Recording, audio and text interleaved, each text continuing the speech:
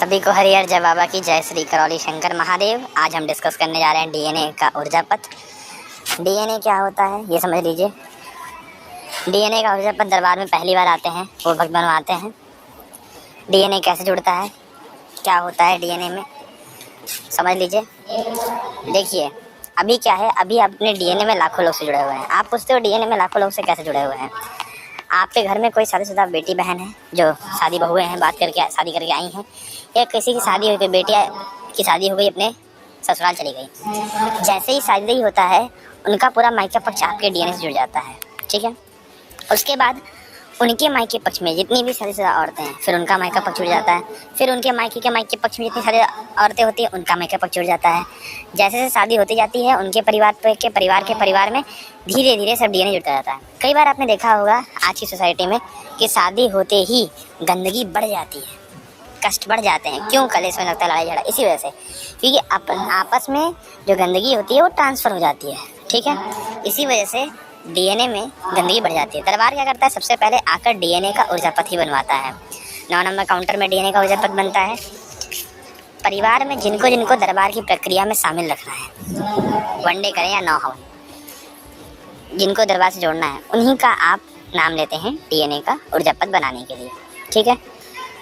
अब डीएनए में किस उसको आप रख सकते हैं ये समझ लीजिए।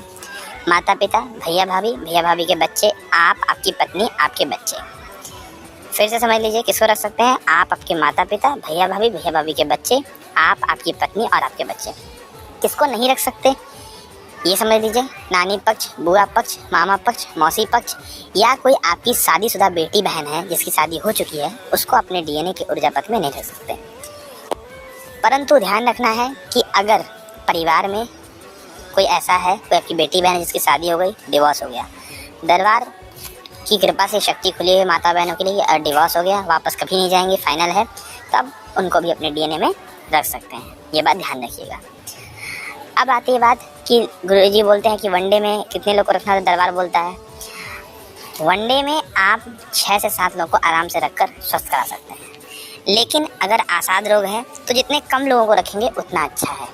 जैसे एक तरह से कहा जाता है कि वनडे किया, परिवार में किसी को cancer, TB, tumour, brain stroke लगा है, लकवा के कष्ट हैं, या मस्कुलर डिस्ट्रॉफी है, ऑटिज़म है, बड़े कष्ट हैं, तो ध्यान रखना है कि आपको कम से कम डीएनए में रखना है, क्योंकि उसके ऊपर ऊर्जा ज़्यादा खर्च होती है, ठीक है। तो इतना ही सूचना थी डीएनए ब्रेक का। डीएनए बनाना बहुत आवश्यक होता है। और याद रखिएगा, डीएनए जब भी गड़बड़ हो, आपको लगे कि डीएनए गड़बड़ हो रहा है मेरा, मैंने किसी से डीएनए जुड़ गया मेरा, तो दरबार में आके 9 नंबर काउंटर में डीएनए ब्रेक हो जाता है। डीएनए ब्रेक दरबार में आपको बता दें कितनी बार होता है। अगर आप वनडे स्टार्ट करते हैं तो सबसे पहले वनडे में होता है, हवन कुंड के पास यज्ञशाला है वहाँ पर। उसके बाद ब्लैक मैजिक में डीएनए ब्रेक दरबार के सेवादार कराते हैं, स्मृति में कराते हैं दरबार के सेवादार, और आपका डीएनए ब्रेक पूरी तरीके से हो जाता है और आप स्वस्थ रहते हैं। चाहें तो आप वनडे की प्रक्रिया करने पर, या कोई भी दरबार की 9 हवन की प्रक्रिया आप करते हैं उसमें ब्लैक मैजिक के समय डीएनए ब्रेक होता है, उस समय कर सकते हैं।